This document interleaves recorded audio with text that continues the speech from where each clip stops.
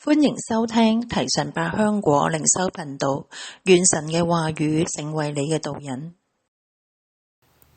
詩篇30篇5節，因為他的怒氣不過是轉眼之間，他的恩典乃是一生之久。一宿雖然有哭泣，早晨便必歡呼。因為他的怒氣不過是轉眼之間，他的恩典乃是一生之久。一宿雖然有哭泣，早晨便必歡呼。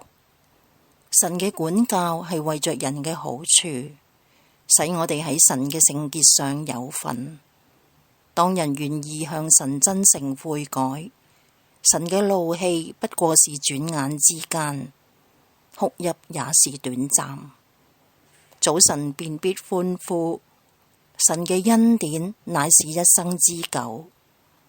神啊，再次默想你嘅話語、憐憫與恩典，好叫我嘅靈歌頌耶和華嘅名。我要稱謝你，直到永遠。願神嘅話語祝福你。